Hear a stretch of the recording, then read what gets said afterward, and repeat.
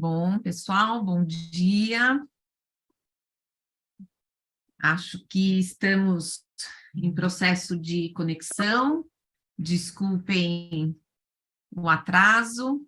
A gente estava aqui tentando resolver algumas questões técnicas e acredito que 90% delas estão resolvidas, mas talvez a gente tenha alguns pequenos probleminhas em relação à transmissão, que eu vou pedir para vocês bastante paciência, bastante tolerância, porque às vezes as questões de internet, as questões de conexão nos atrapalham um pouco, nos surpreendem, mas sejam todos bem-vindos, todas bem-vindas. Espero que seja uma manhã bastante calorosa, proveitosa, interessante para todos que estiverem conosco.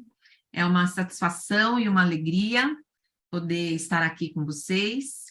Esse ano, o SEDUC completa 25 anos de existência e a nossa trajetória durante todo esse tempo foi construída nas relações com as pessoas, nos encontros com as pessoas, nas diferentes e tantas possibilidades de aprendizagem que nós fomos vivendo e que foram nos ajudando a cada vez mais encontrar caminhos que nós julgássemos pertinentes, relevantes para a educação das crianças na primeira infância. Com a celebração ou com, né, a oportunidade de completar 25 anos, nós pensamos que a melhor maneira de celebrar seria viver encontros, viver compartilhamentos, viver experiências com pessoas que possam sempre estar ao nosso lado, trazendo oportunidades de reflexão e acolhendo as possibilidades de reflexão já construídas por nós. Esse ano, portanto, nós estamos realizando vários eventos gratuitos, abertos à comunidade educativa, abertos a famílias que tenham o desejo de estar conosco, conhecer um pouco mais do nosso trabalho e oferecer também as contribuições que são sempre tão relevantes para todos nós quando a gente está falando de uma relação, de uma rede de relações em torno da educação das crianças de 0 a 6 anos. Esse é um evento que não podia faltar, porque ao longo do tempo, a gente fez vários mergulhos e várias buscas de formação e de aprendizagem, e Reggio Emília fez parte desse processo. Em 2007, 2008, eu participei do Master Internacional Universitário em Reggio Emília, me mudei para lá para poder fazer esse mergulho e viver intensamente a realidade educativa dessa abordagem desenvolvida nas escolas municipais de infância, nas creches e escolas municipais de infância da cidade de Reggio Emília. Portanto, não poderia faltar hoje aqui essa possibilidade de encontro e reflexão novamente com as pessoas que fizeram parte, ou, né, com pelo menos representantes desse projeto tão interessante, das pessoas que fizeram parte da nossa trajetória ao longo também desse período. Então, hoje, com vocês, nós vamos ter a Alessia, que é uma pedagogista lá de Reggio, que já viveu um percurso longo também como professora, entre outras atividades, mas ela mesma pode se apresentar, que eu acho que é mais relevante, né, ouvir da voz dela o percurso e a trajetória educativa que ela fez, e ela vai falar um pouco para a gente sobre os caminhos, ou pelo menos alguns caminhos percorridos nas escolas de infância de Reggio Emília, na aprendizagem da linguagem escrita. No Brasil, nós temos uma grande preocupação com os caminhos de alfabetização, de letramento, como muitas vezes é nomeado aqui no Brasil, não sei se na Itália também, e temos uma grande preocupação que nos leva muitas vezes por caminhos mais vinculados ao treino, ao uso exaustivo ou a busca exaustiva da aproximação com a escrita convencional, e muitas vezes a gente se esquece de viver as relações com a escrita dentro da sua função social. Nós, recentemente, tivemos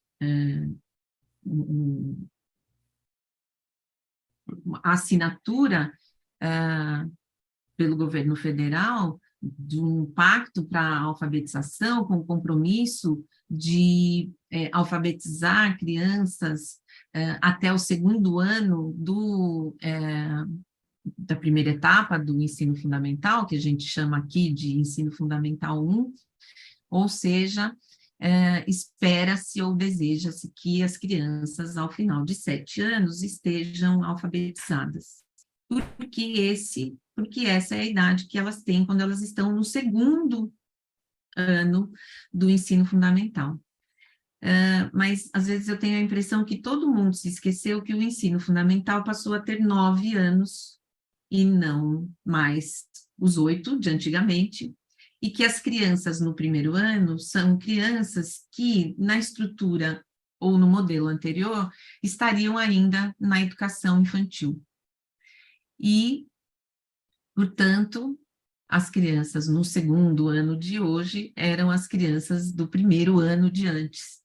E eu me pergunto em que medida essas expectativas de aprendizagem, não que a gente não precise ou não deva desejar que as crianças se alfabetizem, longe disso, mas eu me pergunto em que medida essas expectativas são compatíveis com a realidade e principalmente com a forma como as crianças se relacionam com o conhecimento. Mas essa é uma reflexão inicial colocada aqui, muito voltada para essa ideia de buscar caminhos de relação com a escrita em que as crianças vivam a escrita ou estejam na relação com a escrita dentro da sua função social e não dentro de treinos exaustivos que muitas vezes destituem completamente de sentido a linguagem, uma linguagem que é tão importante na nossa vida. Eu vou deixar a palavra com a Alexia, agradecendo, em primeiro lugar, a Alexia pela sua disponibilidade, agradecendo a toda a equipe de Reggio Children que esteve conosco para viabilizar esse encontro, especialmente Paula Ricó, que não está aqui presente no vídeo, mas está nos acompanhando, responsável hoje pela direção de Reggio Children. Muito obrigada a todos vocês que tornaram esse encontro também possível.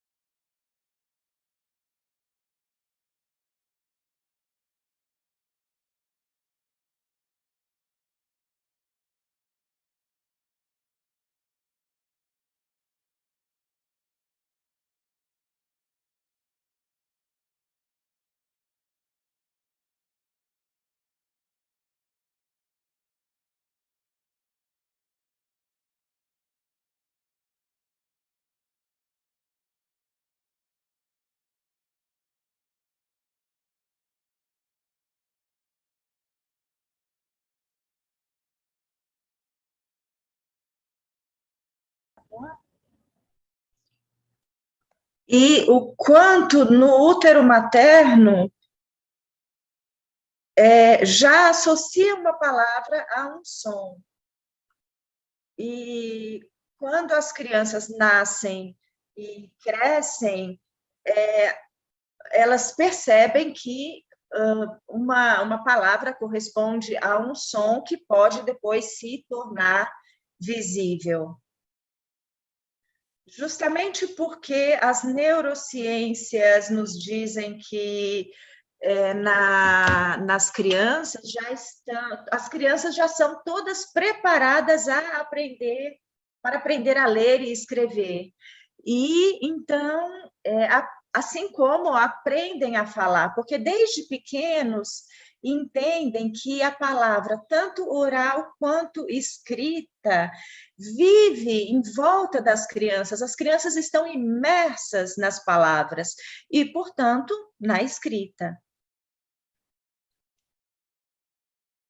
A escrita das crianças, desde a escola da infância e também na creche, e também um símbolo, pode ser, às vezes, uma imagem ou um som, e, consequentemente, pode-se, junto com as crianças, começar a dar um significado às primeiríssimas formas escritas. Claramente, as palavras escritas nas crianças suscitam sempre muito interesse, muita curiosidade, porque, como podemos ver, nessas primeiras formas de escrita que eu coloquei nesse slide, são sinais, são símbolos muito fascinantes, muito misteriosos, e que, às vezes, ficam mais bonitos quando a gente dá o tempo para as crianças pararem e observarem, e muitas vezes procurarem decifrar o que pode estar escrito nesses primeiríssimos códigos. E também na minha experiência que eu tive de professora na creche, as crianças, desde muito pequenas, procuram tentar imitar a escrita ou das crianças maiores ou escritas dos adultos que encontram pela sessão. E tentam dar, algumas vezes, uma interpretação, se não conseguem com a linguagem verbal, também uma interpretação gráfica, fazendo representações dos desenhos, com os desenhos. E as crianças tentam comentar e decifrar esses símbolos, esses sinais. E daí começa uma relação de brincadeira muito interessante que ajuda as crianças a identificar formas, sons e até mesmo convenções. É uma viagem para nós, o que as crianças começam a fazer dentro do mundo dos códigos, principalmente dentro do código escrito, que, na minha opinião, ao longo do tempo, nas suas pesquisas, experimentações, vai levar devagar a aquisição de um código comum, um código que pode ser compartilhado e que o adulto não deve tentar acelerar essa descoberta e essa competência. Então, mudando as regras do jogo, porque cada criança tem o direito de construir o próprio tempo de aproximação ao código escrito. E, para mim, esse tempo muito subjetivo de aproximação é feito de prazeres, de tentativas, de erros, e é um tempo fundamental também para se apaixonar e para compreender profundamente o código escrito e a escrita. Todas as teorias e as tentativas que como nós que trabalhamos em educação, nós sabemos que todas essas teorias são um ponto de partida para chegarem devagar à aquisição do código escrito. A nossa abordagem, Regimília, é uma escolha que fazemos, que é privilegiar a descoberta das regras dos códigos pelas crianças, através de uma abordagem que nós definimos como natural, onde não existe o ensino pelo adulto, por parte do adulto, mas existe um adulto que procura estar observando, preparando contextos onde as crianças podem começar a fazer essas descobertas. Então, nós convidamos as pessoas que encontramos nas nossas experiências a não ensinar as crianças a lerem e a escreverem, porque as crianças já estão aprendendo, ainda antes que o adulto antes que o adulto imagine que as crianças precisem de um ensino preciso dos códigos. Mas é muito importante que o adulto apoie as brincadeiras que as crianças fazem nesses contextos, que apoie todas as suas curiosidades e as suas pesquisas, sem pressa, sem que o adulto, professor, pai, sem essa pressa, sem esse frenesi que a criança com 4, com 5 anos tenha que saber ler e escrever. Não, tem que dar o tempo para as crianças sedimentarem, estarem dentro das pesquisas em que todas as crianças fazem. Uma outra modalidade que as crianças amam muito, dentro dessas explorações que fazem sobre o código escrito, são as tentativas que as crianças fazem no computador.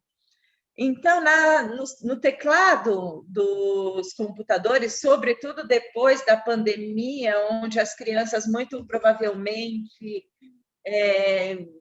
tiveram que instaurar relações digitais e não mais pessoais, presenciais, nós vimos como as crianças amam escrever no computador.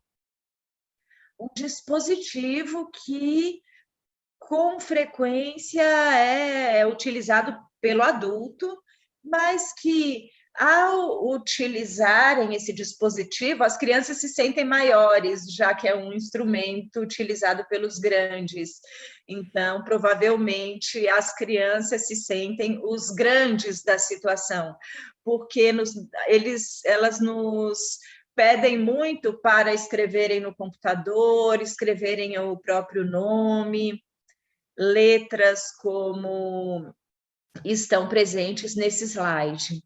Às vezes, pedem também para escrever só pelo prazer de escreverem. Então, fazem essas pesquisas, essas tentativas relacionadas aos códigos, e não utilizando só os diversos tipos de papel, canetinhas, lápis, mas entrando em uma relação com os instrumentos digitais. Nós acreditamos que esse instrumento digital, no caso o computador, mas também através dos tablets, das canetas óticas que nós temos nas creches e escolas. Então, isso pode ser também um outro instrumento importante que as crianças podem aprender a utilizar sempre com mais domínio, porque o digital nos permite fazer infinitas tentativas e multiplicar, como nesse caso a letra S, através da pressão contínua da mesma tecla, para obter longas filas do mesmo código escrito. Então, utilizar também dimensões diferentes, espessuras diferentes, Então, um outro contexto importante deve ser sempre relacionado ao analógico, que permite à criança entrar nesse mundo maravilhoso.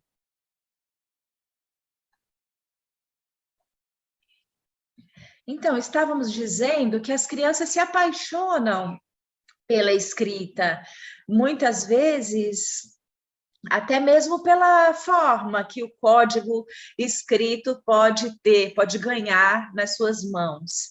Então, digamos que por isso, além do desejo que as crianças têm de escrever para se fazerem entender, as crianças cuidam da maneira de escrever, como podemos ver nessas tentativas de escritas de nomes, quase como se tratassem de um desenho.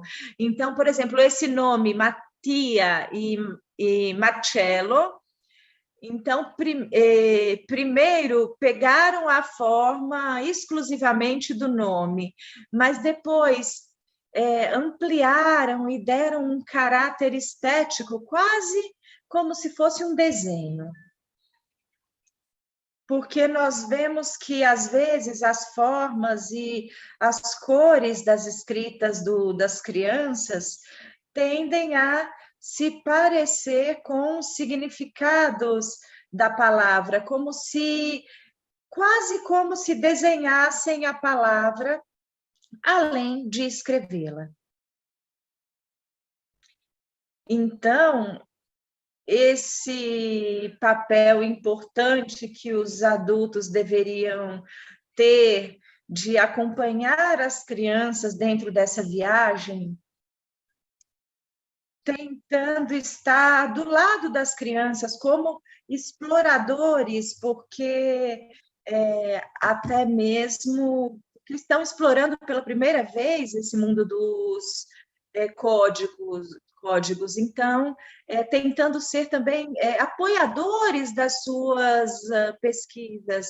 E uma parte muito bonita do nosso trabalho é todas essas investigações, pesquisas que as crianças fazem através até mesmo da escolha do suporte, dos tipos de suporte diferentes.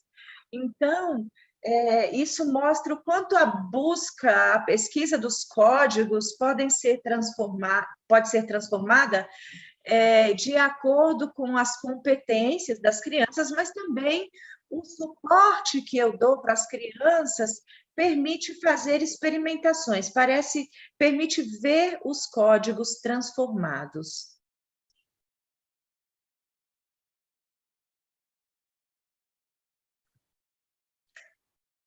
Então, essas pesquisas, essas experimentações que as crianças fazem, essas estratégias que nós chamamos de escritas expressivas, são muito amadas pelas crianças, tanto os meninos quanto as meninas adoram, e muitas vezes levam o código escrito para o plano do imaginário. Então, se pensarmos nessas letras escritas, quanto a fantasia e a imaginação da criança foram capazes de transformar e de tornar mais bonito, se tornar uma estética mais refinada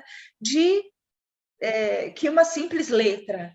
Então, para nós cuidar da beleza do signo, é como não tirar mais, não tirar nunca o prazer de desenhar, de fazer, e saber também se comunicar ao longo do tempo através dos códigos. Então, é uma pesquisa que acontece junto com a estética e o plano da comunicação, onde a escrita, ao longo do tempo, vai ganhar formas cada vez mais em direção a um plano compartilhado, tanto com os adultos quanto com os outros amigos. Então, um tipo de escrita que, ao longo do tempo, pode comunicar uma verdadeira mensagem através de símbolos e de desenhos que, ao longo do tempo, aprenderam a compartilhar com todo o grupo. Eu quis colocar essa frase de Verbeek, que é uma atelierista que trabalhou por muito tempo nas nossas escolas, porque, para mim, essa frase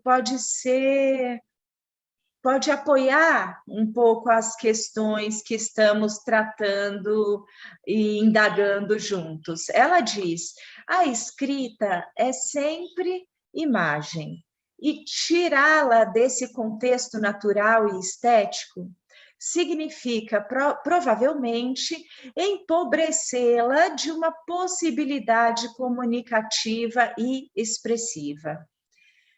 Eis porque na minha introdução, eu tentei me aprofundar nessa ideia de escrita expressiva, porque para nós é realmente muito importante, sobretudo nos primeiros anos de vida das crianças, mas quando as crianças estão nessas explorações, é importante manter entrelaçados esses dois planos, o plano comunicativo, mas também o plano expressivo dos traços e dos códigos que começam a indagar.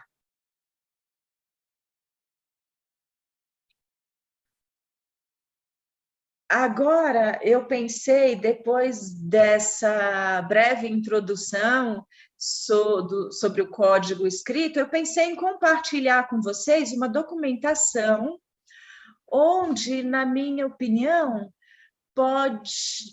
pode haver alguns indicadores interessantes que podem nos ajudar a refletir sobre o contexto do código escrito, mas contextualizado dentro de um contexto específico, que é o contexto da troca de mensagens, que é um contexto muito presente dentro das nossas escolas.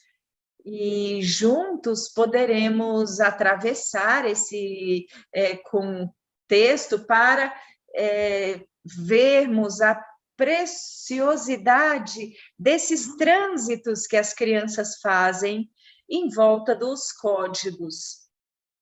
É claro que esse contexto da troca de mensagens, eu acredito ser um contexto que se realiza e ganha vida dentro de um âmbito muito mais amplo, que é o da comunicação. A comunicação hoje é um outro tema muito vivo, que está sempre em contínua evolução, enquanto sofre influências e transformações da sociedade e novas tecnologias. Então, eu começaria a tentar definir o que é a comunicação, mas mantendo-a em relação com as definições dos diferentes campos do saber. Então, agora vamos pegar emprestado algumas. A Wikipédia define que por comunicação se entende o processo e as modalidades de transmissão de uma informação de um indivíduo para outro, através da troca de uma mensagem elaborada de acordo com as regras de um determinado código. Então, antes eu dizia que a troca de mensagens é realizada no âmbito da comunicação, ou seja, no momento em que as palavras começam a transitar, a se mover. Então, nós acreditamos que a troca de mensagens é uma situação muito interativa e, ao mesmo tempo, muito comunicativa, que tem a intenção de apoiar a expansão comunicativa, de expandir o máximo possível essa mensagem que eu estou tentando veicular entre mim e um outro, ou entre mim e um grupo.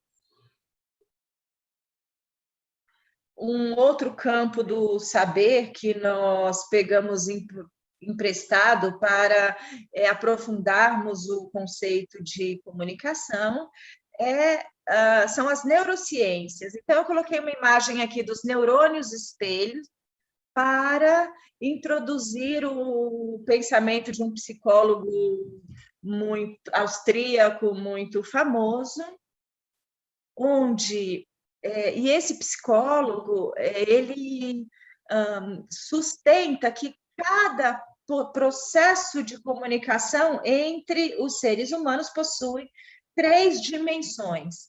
A primeira é o conteúdo. Praticamente o que as palavras dizem, o que as palavras querem expressar. A segunda é a relação, o que aquele que fala deixa entender. Então, ele está mais na qualidade das relações entre as pessoas que estão falando. E a última dimensão, para ele, muito importante no processo comunicativo, é o que ele define como a revelação de si mesmo. Porque cada vez que alguém se expressa, revela, conscientemente ou não, algo de pessoal.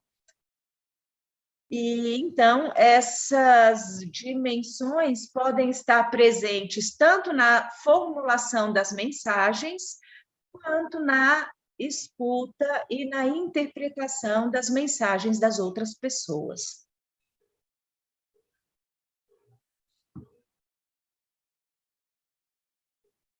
Um outro neurocientista, Vittorio Galese, que trabalha na Universidade de Parma, que fica a poucos quilômetros de Reggio Emília, e colaborou várias vezes com as nossas creches e escolas, para mim, deu uma definição bem importante.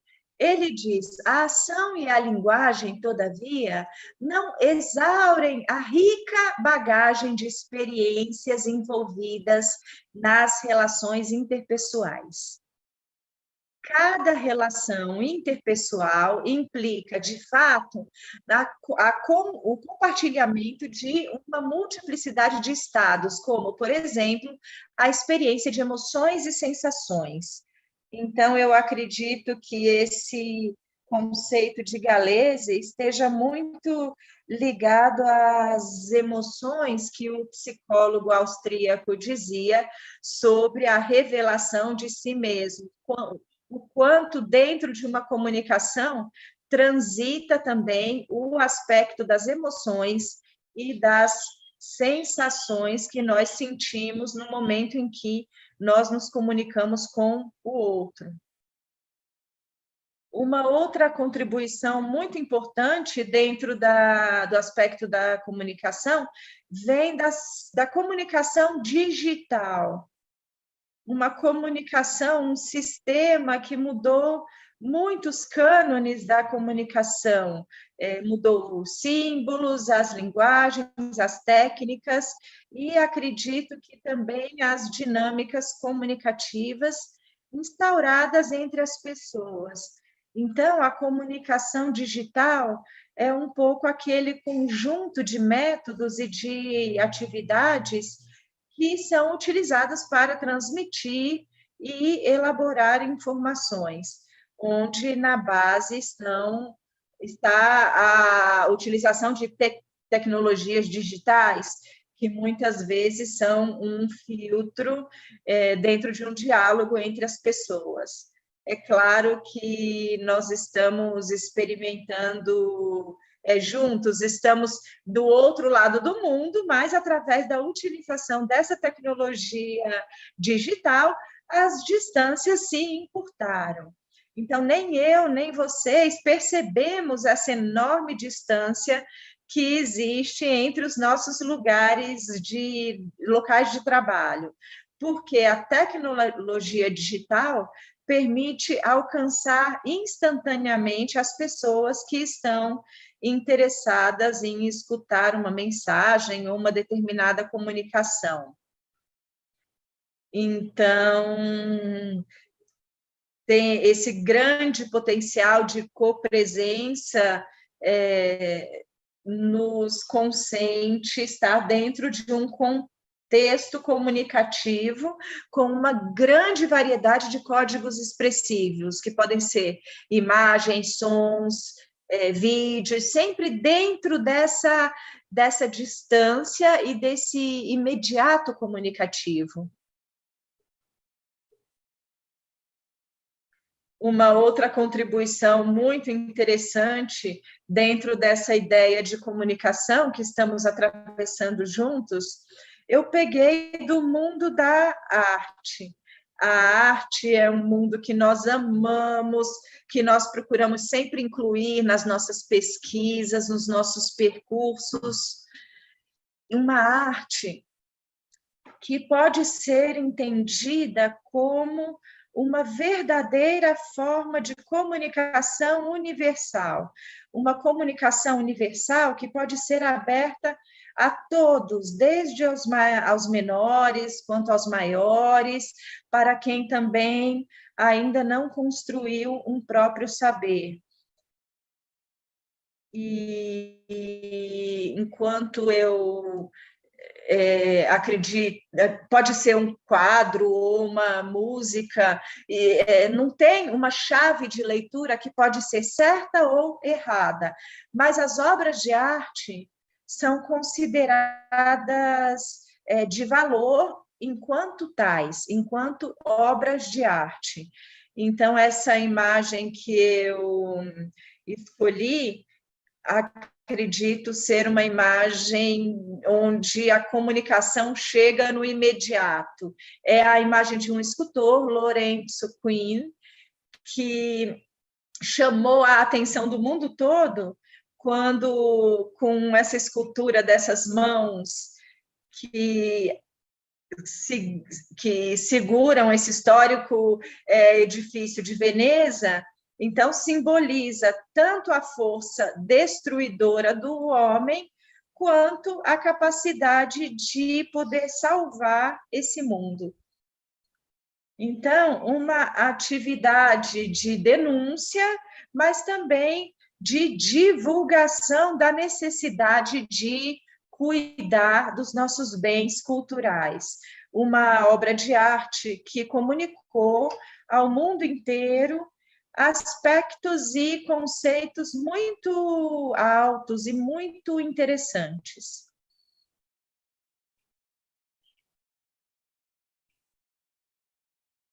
E depois dessa apresentação sobre como nós adultos estruturamos a nossa ideia de comunicação dentro dos vários campos do saber, como essas pesquisas e prefigurações que construímos como adultos podem ser usadas também nos contextos da troca de mensagem, das trocas de mensagens, para conseguirmos ler possíveis significados dentro das pesquisas das crianças. E nós percebemos que as mensagens, também para as crianças, podem se tornar verdadeiros meios de troca. As mensagens assumem para as crianças um grande potencial comunicativo e também um grande potencial de relação entre cada criança e o grupo, no sentido que, na elaboração das suas mensagens, nesse caso são 2 exemplos de mensagens em papel, mostram também o conto de histórias, de experiências, onde às vezes são experiências muito íntimas, muito pessoais, algumas vezes dentro de histórias de amizade que estão nascendo. Então, um plano emocional muito privado das crianças, muito particular, que as crianças tentam explicitar, dar forma com uma grande pesquisa estética dentro dessa ideia de mensagem. Ludovica, que é uma menina de 5 anos, ela diz: comunicamos para dizermos coisas, e também com os presentes podemos dizer amor. Então, através dessa declaração de Ludovica, podemos ver que as crianças se comunicam para dizerem coisas, mas que existem diferentes formas de comunicação. Ela fala, por exemplo, através do presente, né? Então, as crianças muitas vezes nos ajudam, se formos capazes de escutá-las com atenção, nos ajudam a definir um sistema de relação, mesmo dentro do desenvolvimento de uma comunicação que para alguns pode ganhar aspectos muito diferentes. Então, mesmo as crianças de 7, 8 meses são capazes de se comunicarem entre elas. Claramente não fazem isso através da linguagem verbal, mas através dos gestos, da mímica do rosto. Então, dá para nos comunicarmos de várias maneiras. E Jacopo diz: quando um seu amigo te fez uma coisa bonita, uma coisa bela, você faz uma mensagem para ele para agradecê-lo. E Filippo, se for o seu amigo do coração, seu melhor amigo, você coloca coisas que lhe deixem de boca aberta. Então, essas mensagens que as crianças trocam dentro das relações amigáveis, brigas, conquistas, se tornam realmente verdadeiros sinais, símbolos, todas as vezes que são criados para estabelecer uma ligação. Essas mensagens podem conter, algumas vezes, o código escrito, outras vezes transformações gráficas muito importantes, mas são as modalidades comunicativas que as crianças escolhem para se dizerem coisas. Tem estratégias, invenções tão altas as crianças que muitas vezes sentem-se desvinculados da utilização do código escrito, porque a criatividade ajuda a encontrar outros planos comunicativos, e não só dos códigos escritos. Agora, vamos tentar entrar nesse contexto das mensagens, onde estamos dizendo que pegamos como foco de aprofundamento para vermos como os códigos podem transitar e como ganham forma, como o adulto se interroga também para preparar esses contextos, esses espaços da troca de mensagens.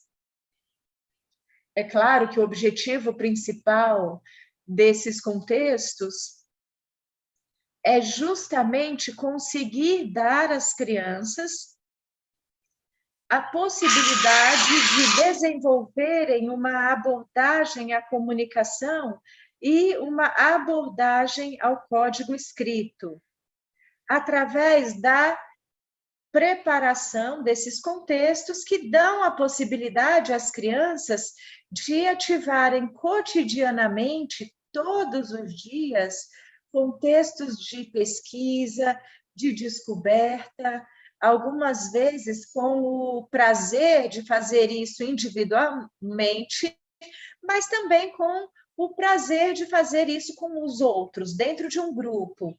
Então, vocês podem ver que esse tipo de preparação do contexto desvincula o adulto do fato de ensinar a escrever e a ler, porque deixa a liberdade de explorar os códigos dentro de contextos pré-estabelecidos, enriquecidos por sinais, imagens, materiais, que podem permitir às crianças a exploração e a pesquisa em plena liberdade. Esse é um exemplo do espaço das mensagens na sessão de 3 anos. Que, como vocês veem, não coloca à disposição das crianças só o material para fazer as mensagens. Vários tipos de papéis, colas, canetinhas, etc. Mas coloca à disposição também a coletânea das diversas mensagens que transitam na sessão, no espaço de referência. Vocês estão vendo que nesses envelopes transparentes estão todas as mensagens que as crianças trocam durante o dia. E cada um desses envelopes tem a foto de cada criança. Então, é importante guardar como memória esses trânsitos comunicativos que as crianças fazem ao longo do dia. Esse é um outro exemplo, sempre do espaço das mensagens, mas na sessão de 4 anos. E me parecia interessante compartilhar esse contexto com vocês, porque é interessante ler como esse espaço da mensagem, da troca de mensagens, é pensado e é organizado também em relação com outros espaços da sessão. Por exemplo, tem a mesa de luz, que vocês estão vendo no fundo da sessão, que as crianças podem utilizar para criarem mensagens luminosas, onde a base é diferente e pode permitir pesquisa e aprofundamentos diferentes por parte das crianças. Mas, ao mesmo tempo, esse contexto está em relação com a documentação que está na parede, em cima dessas caixinhas de madeira. Uma documentação na parede que conta os processos, os trânsitos comunicativos que acontecem no contexto da troca de mensagens. Um ambiente, um contexto pensado em relação, não são espaços separados, não, mas é uma ideia de relação entre os contextos, e está em relação também não só ao contexto, mas também à ideia de documentação. Então, a importância, como eu dizia antes, de dar forma à cultura das crianças através da documentação e, portanto, oferecer ideias e ocasiões que podem fazer experiências e podem encontrar, inclusive, as experiências que realizaram nos anos anteriores, mas sempre em relação a essas caixinhas, essas gavetinhas individuais das mensagens da sessão. Como a memória de experiências está relacionada também com o presente. Então, as crianças constroem mensagens, mas podem ver também o que aconteceu no ano anterior.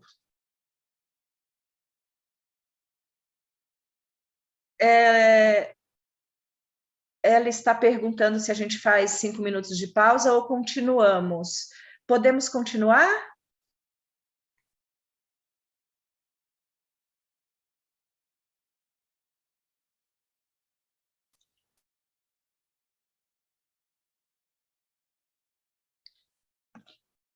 Continuiamo. Então, vamos continuar. Então, sempre dentro desse pano de fundo, desses contextos que acolhem a presença de mensagens, Só um momento.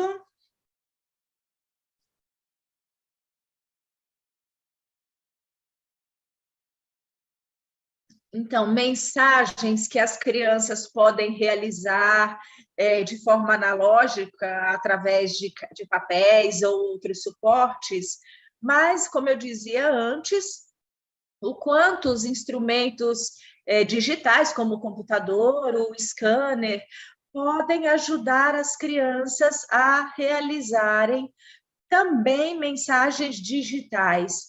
Então, como esse diálogo entre analógico e digital, nesse contexto, ganha uma importância predominante dentro das pesquisas das crianças.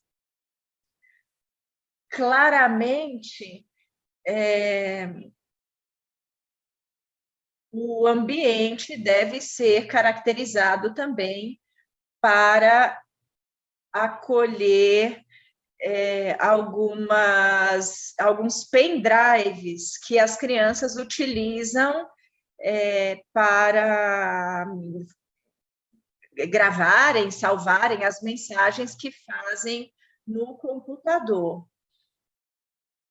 Então, cada um tinha um pendrive pessoal com a foto das crianças e o nome que as crianças utilizam para fazerem trocas de mensagens digitais.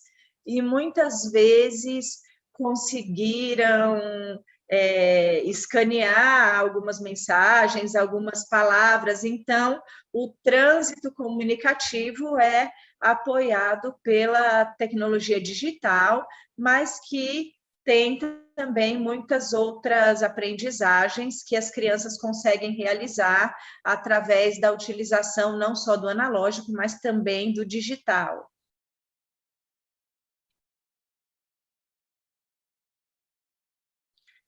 Claramente, quando pensamos em preparar um contexto, os suportes se tornam verdadeiros geradores, evocadores de pesquisas e de trânsitos por parte das crianças.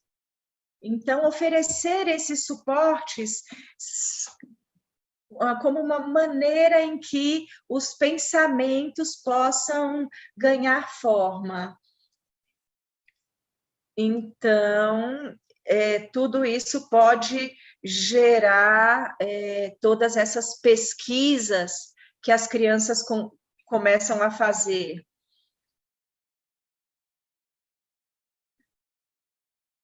Então, vários tipos de papéis, de várias cores, vários formatos, um espaço muito rico, onde os diversos materiais se tornam um estímulo.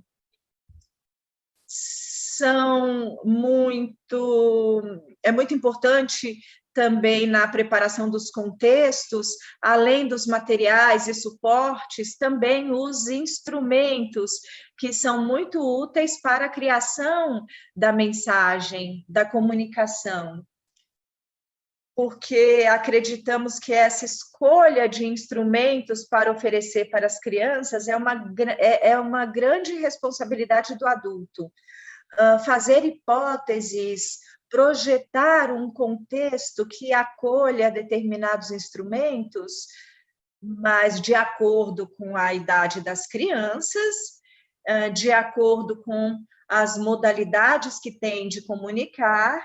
Então, o adulto tem essa grande responsabilidade em saber conhecer o próprio grupo e saber identificar quais instrumentos pode colocar à disposição desse grupo de crianças.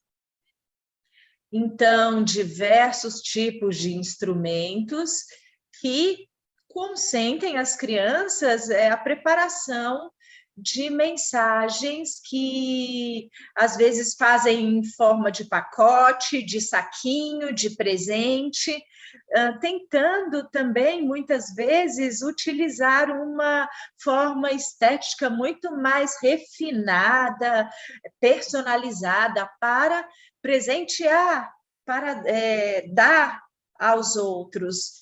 E dentro da criação de uma mensagem, as crianças sempre procuram manter em relação o plano da estética com o plano do prazer de doar ao outro.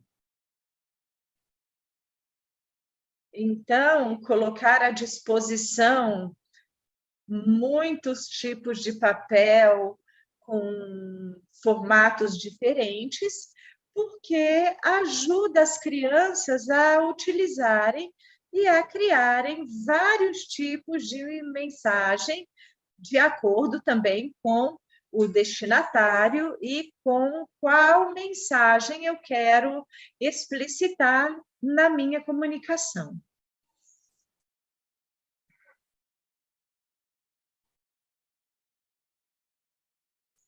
E, então, estando sempre nesse aprofundamento dos instrumentos que o adulto coloca à disposição das crianças para criarem uma mensagem, eu coloquei aqui como exemplo também o Photoshop, que pode ser um instrumento muito útil, é um instrumento digital, claramente, que as crianças podem utilizar para prepararem mensagens digitais, que depois podem ser salvas nos pendrives. Então, o quanto o papel do instrumento digital pode ser uma ocasião de aprender melhor as funcionalidades que um instrumento digital pode ter dentro de uma ideia de transformação da mensagem. Essa é uma estratégia que nós tínhamos utilizado, que era fazer uma impressão dos diversos procedimentos que as crianças deveriam seguir para poderem, ao longo do tempo, utilizarem o Photoshop de maneira autônoma. E a estratégia que nós nos demos como adultos, além de fazer a impressão dos procedimentos do Photoshop, tinha sido também o fato que nós, como adultos, nós não somos aqueles que ensinam a usar, são as crianças que se dão modalidades de conhecimento do instrumento e as crianças, as próprias crianças, explicam aos amigos como utilizar o Photoshop. Esse foi um processo comunicativo muito interessante, porque permitiu às crianças, acima de tudo, aprofundar e conhecer melhor o código numérico, porque utilizar Photoshop, para utilizá-lo, nós temos que ter um primeiro, um depois, então nós utilizamos o código numérico para entendermos e contarmos aos amigos quais sequências seguir, e começaram também a reconhecer o código escrito, porque, como vocês podem ver, essas passagens eram todas essas passagens continham textos escritos, então foi uma abordagem posterior ao encontro com o código escrito e numérico. E estamos dizendo que nas relações entre crianças, entre criança e criança, ou entre criança e adulto, existe essa trama, às vezes um pouco submersa, de comunicações, que algumas vezes pode passar inobservada aos olhos dos adultos. quando, sobretudo, as crianças contam segredos em lugares um pouco mais privados da sessão, quando fazem pactos entre elas, fazem acordos, falam, contam situações vividas. Então, todo esse submerso comunicativo que transita sempre dentro da escola. E as crianças, nós vimos ao longo do tempo, que procuram dar forma também através da utilização de códigos, através do trânsito de objetos. Então, buscam essa comunicação, tentando encontrar também convenções, ou seja, encontrar uma modalidade comunicativa que seja codificada e compreensível pela outra pessoa com a qual eu quero me comunicar. É claro que essas convenções, essas modalidades comunicativas, muitas vezes, quando as crianças são pequenas e ainda não têm uma linguagem verbal compreensível, então, o trânsito de objetos também se torna um modo que utilizam para se comunicarem com o outro, para estabelecerem ligações, conexões. Então, esses trânsitos, às vezes, substituem, inclusive, a palavra. Mas as mensagens, essas modalidades comunicativas, que ganham vida também dentro do cotidiano, como, por exemplo, a construção de mensagens que as crianças cotidianamente realizam e que levam para a cozinha e que levam para a cozinheira para dizerem quantas crianças vão ficar para almoçar naquele determinado dia.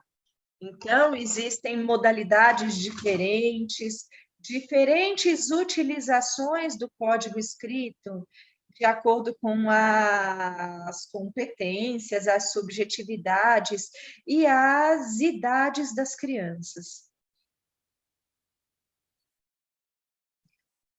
Um outro exemplo são as diversas estruturas que as crianças, junto com as professoras, realizam para atribuir o que nós chamamos de encargo do dia, tarefa do dia. Então, todos os dias a gente decide quem é que vai ser o garçom que vai colocar a mesa, tirar a mesa para os amigos. Tem o correio, o carteiro, que vai levar até a cozinha o número de crianças daquele dia. Então, aqui é o exemplo de uma sessão de 5 anos, onde, através da utilização de uma página de um calendário, as crianças, através da escrita do próprio nome, identificavam quem, naquele determinado dia, tinha a função de ser garçom. Então, através da escrita do nome, isso se tornava, por um lado, um símbolo para saber quem que ia ser o garçom naquele período, mas também se tornava um treinamento prazeroso por parte das crianças, porque todos tentavam escrever o próprio nome. Então, as crianças encontravam essas primeiras tentativas de escrita. E essa é uma outra modalidade de guardar traços dos encargos, das tarefas, sempre dentro da sessão. Claramente eram crianças de 5 anos, já tinham estruturado um código escrito. Essas são crianças de 3 anos, onde ainda estavam dentro da descoberta do código, estavam dentro de uma experimentação mais gráfica, né, de desenho, mas estabeleceram um símbolo que é dentro desse círculo colorido, laranja, e que era compartilhado por todo o grupo, sessão, e que quantificava o número de vezes que cada criança teve a possibilidade de ser garçom. Então, tudo isso que estamos percorrendo juntos são os instrumentos que ajudam as crianças a guardar memória, nesse caso das vezes que tiveram uma função, mas, ao mesmo tempo, oferecem à criança a oportunidade de tornar visível o processo de aprendizagem, tanto da aprendizagem do código escrito, mas também do código numérico, que começaram também a treinar, contar quantas vezes cada criança teve aquela determinada função. Então, como a oferta de entrar na exploração do código numérico e do código escrito, na realidade tem muitos acessos, muitas funções, não só de comunicação, mas também de guardar memória, de exploração, de pesquisa, ou seja, de muitos outros planos de aprendizagem.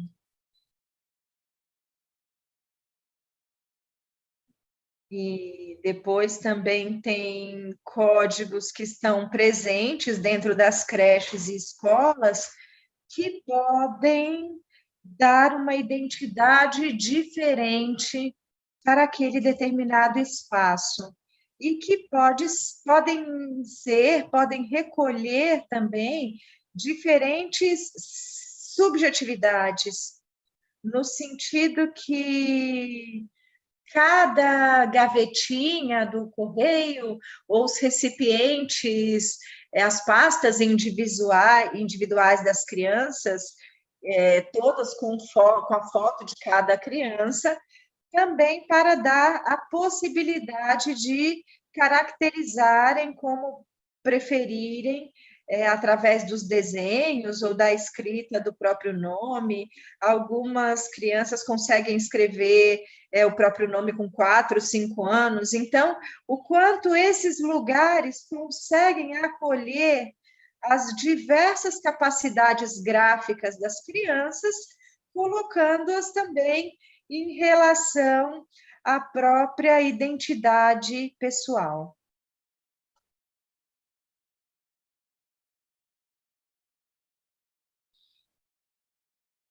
Então, essa é uma imagem onde é muito visível a mesa das mensagens, que fica do lado dessas caixinhas pessoais que acolhem as mensagens, onde tem as fotos das crianças e como as crianças podem personalizar e caracterizar as suas caixinhas de acordo com as próprias experiências pessoais.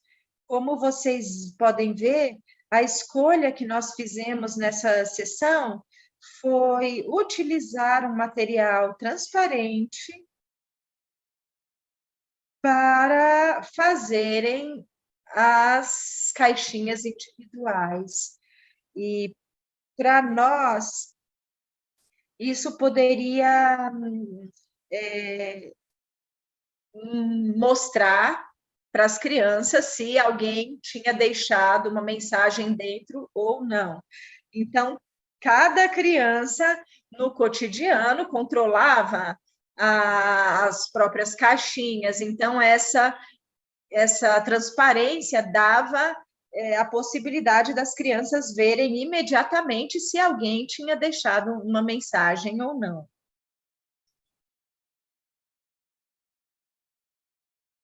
Então, até agora, nós compartilhamos alguns contextos que estão presentes na escola, alguns contextos de trocas de mensagens. Agora, eu queria compartilhar com vocês algumas presenças muito importantes nos diferentes contextos, como a presença dos símbolos e dos códigos, que são ambas importantes para chegarmos a decifrar e a reconhecer, a decifrar a escrita, no sentido que os símbolos estão muito presentes na realidade que vivemos cotidianamente. São símbolos que muitas vezes nós adultos usamos para estabelecer e até transformar relações, no sentido que o símbolo é um pouco o que nos ajuda a transformar algumas vezes as nossas percepções, as nossas intuições. Então, no momento em que utilizamos esse símbolo dentro de relações, nós conseguimos também comunicar e compartilhá-los com outras pessoas.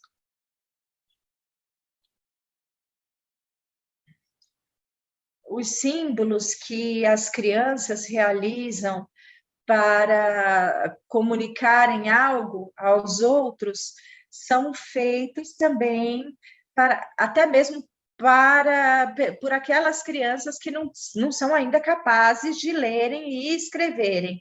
Então, aqui são as crianças que fizeram esses desenhos, tem uma menina com bolo de aniversário, e juntas as crianças da sessão combinaram que aquele símbolo seria utilizado nos painéis das tarefas do lado da foto da criança que fazia aniversário naquele dia. Depois tem o símbolo do tempo meteorológico. Tinha diferentes símbolos que as crianças utilizavam para desenhar o tempo de um determinado dia. E tudo isso se torna muito importante no momento que eu escolho fazer uma convenção no grupo, no momento em que as crianças fazem essa convenção, que determinado símbolo tem determinado significado. E claramente dentro da simbologia que transita no grupo, tem também a presença de códigos escritos. Então, diversos tipos de códigos escritos que são colocados à disposição das crianças, mas temos que ter a atenção de que esses símbolos contenham vários caracteres, o cursivo, a letra de forma.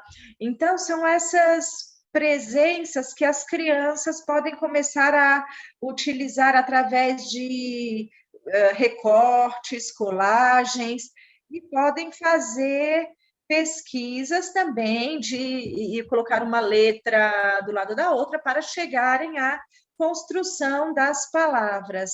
Então, sempre esses trânsitos e essas presenças que podem enriquecer e estimular a curiosidade das crianças.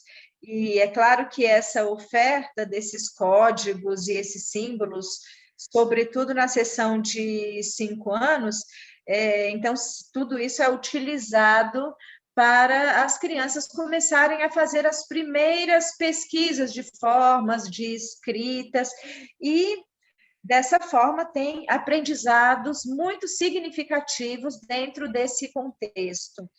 Então, vocês podem ver que nessas apresentações não tem nunca a presença de um adulto que ensina a ler e escrever, mas um adulto que prepara contextos, instrumentos, suportes que possam estimular essas pesquisas das crianças sobre os códigos. Ok, conseguimos. Então, as crianças começam a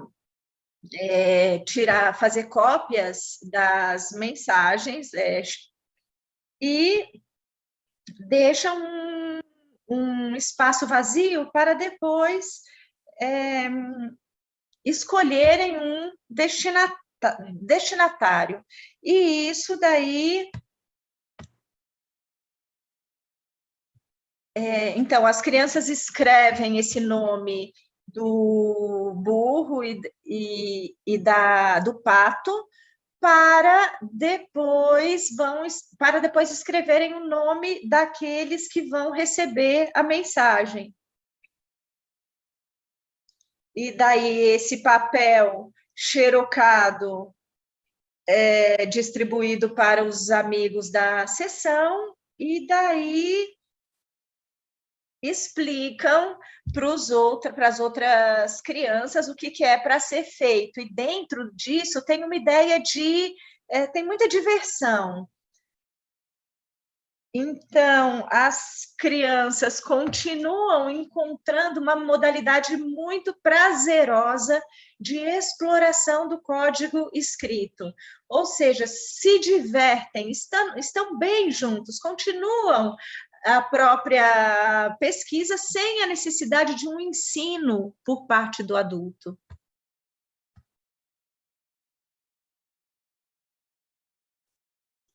E essa é uma outra micro-história que eu quero trazer como exemplo e que mostra a delicadeza, a profundidade dos sentimentos que podem nascer em volta desses trânsitos de mensagens. Esses são outros tipos de caixinhas de mensagem, dessa vez foram escolhidas não pela transparência, mas são de papelão. E nós temos essa menina, Greta, que tem esse tecido vermelho na cabeça, e ela abre a caixinha e a encontra vazia, ou seja, não tem nenhuma mensagem para ela. Então, ela sai e se vê que ela está um pouco triste. E Martina, essa menina loira que observou o desprazer da amiga por não ter encontrado nenhuma mensagem, então ela intuiu que a amiga estava desapontada, então ela se aproxima da sua caixinha pessoal, pega uma mensagem que ela tinha na sua caixinha e, em silêncio, coloca na caixinha de Greta. E daí ela convida a amiga a olhar de novo. Daí ela fala, olha, eu vi que tinha uma mensagem para você. Então, Greta não se mexe e Martina pega para ela a sua mensagem.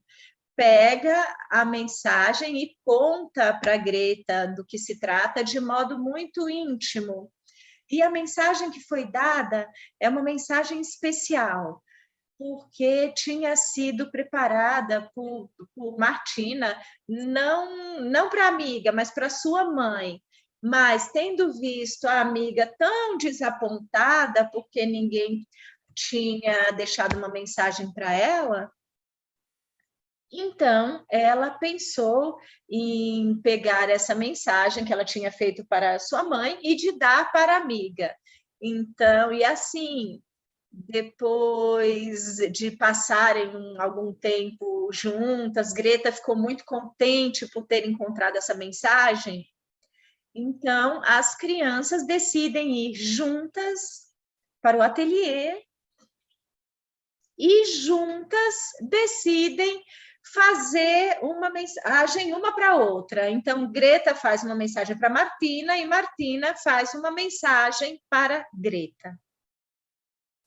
Então, começam a escreverem, a fazer recortes, encontram todos os instrumentos que o adulto tinha colocado à disposição de todas as crianças dentro da sessão.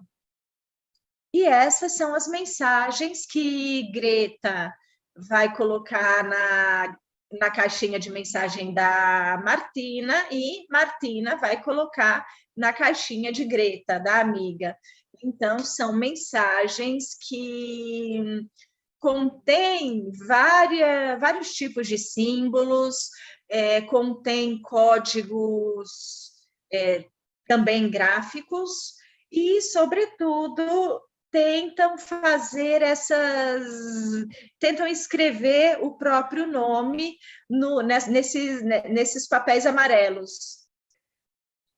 E isso um pouco para mostrar, para testemunhar a profundidade, a beleza, mas também a ironia, o humor nesses trânsitos de mensagens, tanto com objetos ou mensagens escritas em papel. Então, essas mensagens são utilizadas dentro das relações que ganham vida nas sessões, e o quanto o objeto e o sujeito mensagem é utilizado dentro das escolas justamente para esses trânsitos comunicativos muito importantes, mas também como objeto que as crianças utilizam para experimentarem e encontrarem em plena liberdade o código escrito, o código gráfico, mas também o código numérico.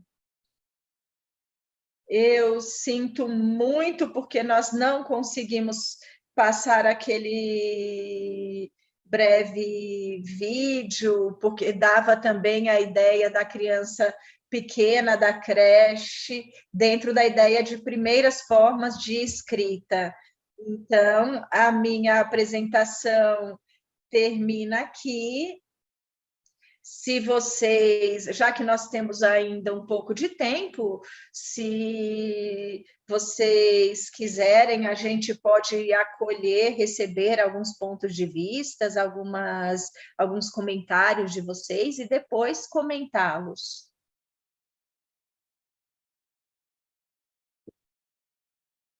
Bom, pessoal, a gente pede desculpas, acho que a gente não conseguiu resolver todos os problemas técnicos, como a gente falou. A gente achou que 90% tinha sido possível, mas a preciosidade do que foi trazido pela Alessia encanta, de fato, quem está ouvindo, e nos coloca sempre na posição de algumas reflexões fundantes, elementares, eu diria, quando a gente pensa o que significa ensinar a ler e escrever, que acaba sendo uma intencionalidade, mas não só uma intencionalidade no sentido dos objetivos que permeiam ações, mas, como eu disse antes, nos levam muitas vezes por caminhos que nos colocam distanciados dos significados, das funções comunicativas, da relação tão mais ampla que as tantas linguagens ou possibilidades de comunicação trazem para o nosso dia a dia. E quando a gente olha para essa ideia entre querer ensinar a ler e escrever e pensar em ter contextos que provoquem, que desafiem, que instiguem as crianças a pensar na regra, na norma, no modo de funcionamento da escrita, na forma ou nas diferentes formas, no caso da escrita, mas também não só, a gente viu muitos exemplos ou né, de situações em que a comunicação se organizava em torno de muitos códigos diferentes, formas diferentes, e uma composição que colocava as crianças a construir um caminho comunicativo, a gente se depara com as perguntas que a gente sempre se faz, ou que se a gente não se faz, talvez sejam interessantes de serem feitas. Para onde nós estamos dirigindo o nosso olhar? Em que estamos colocando a nossa energia? Qual é a força que nós estamos atribuindo e que nós estamos colocando em foco quando a gente pensa nos caminhos comunicativos ou nos caminhos expressivos, e nesse caso, os caminhos expressivos, no tema do nosso encontro, por meio da língua escrita, embora seja importante pensar que não só por meio dela. E a gente recebeu algumas considerações, algumas observações aqui no nosso chat, mas foi muito interessante pensar numa reflexão que foi trazida em relação a esta dinâmica ou a possibilidade de pensar na tecnologia ou nas mídias ou na própria linguagem digital ou no quanto a tecnologia foi inserindo e mudando um pouco o nosso caminho comunicativo, que também aparece na sua fala, né, Alessia? E como como é importante ou que caminhos de pensamento o adulto precisa fazer para contemplar na sua própria compreensão o entrelaçamento do tecnológico com o analógico, vamos dizer assim, né? Ou seja, não usar a tecnologia somente como instrumento que pode levar ao treino também, mas usar como linguagem, que faz muita diferença, porque ela vai trazer impacto para o caminho expressivo da criança. Deu para traduzir para a Alessia, Thaís? Eu estou traduzindo pelo WhatsApp, estou escrevendo para ela o que você está falando. Ok, então a gente pede mais essa paciência para vocês, e aí eu saio para ela poder...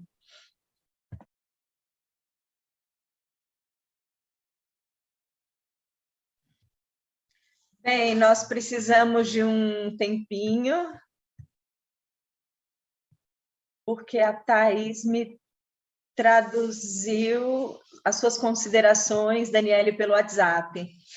É muito interessante essa consideração ou reflexão de como o contexto da troca de mensagens e a elaboração por parte das crianças do código escrito pode acontecer unindo o analógico e o digital.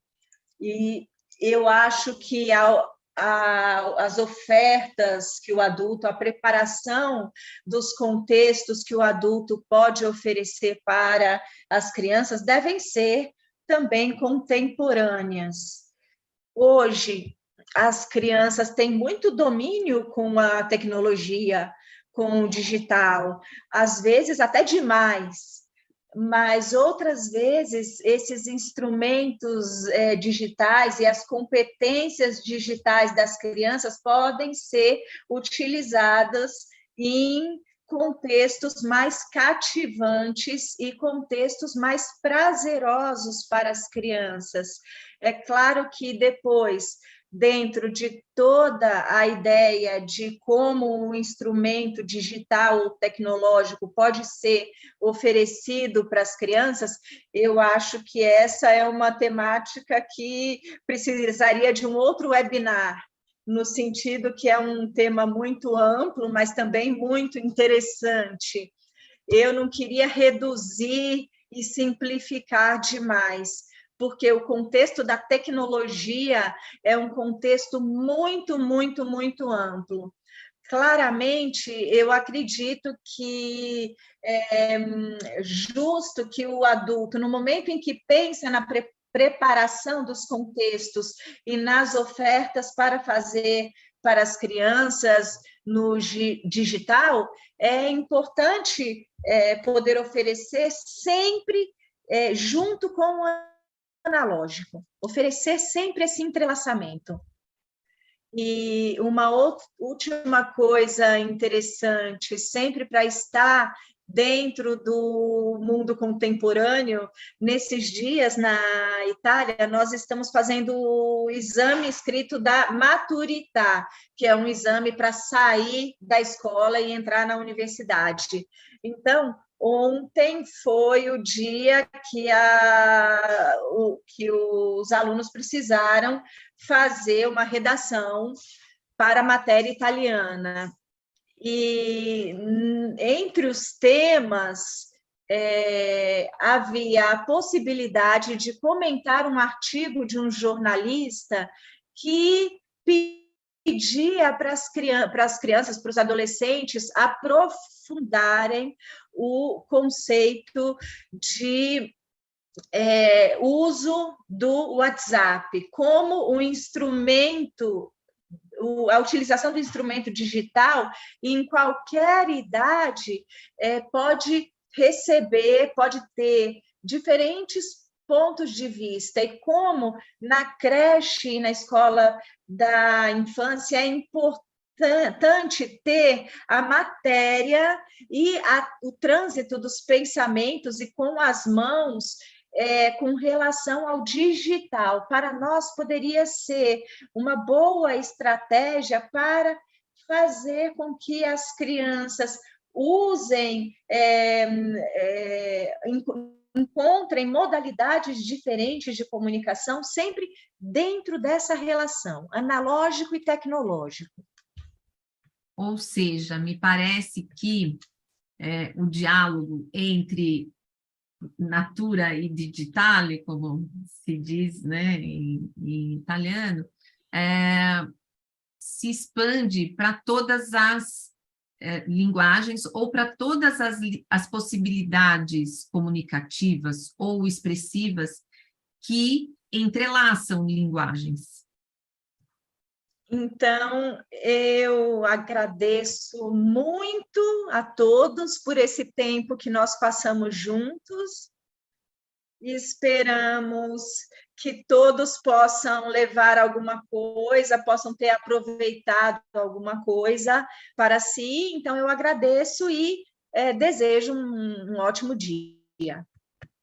Nós também agradecemos muito, pedimos desculpas pelos pequenos problemas técnicos.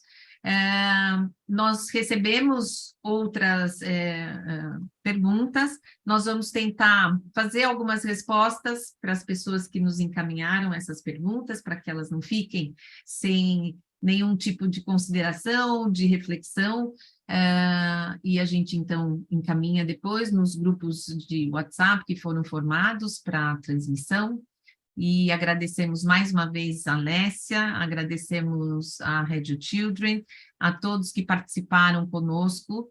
Thaís, muito obrigada pela sua tradução mais uma vez, foi um encontro muito interessante. Eu espero que vocês tenham aproveitado, apesar dos pequenos probleminhas no comecinho e depois com a transmissão do vídeo, mas eu acredito que quase tudo foi possível escutar e trouxe muita reflexão importante para todos nós.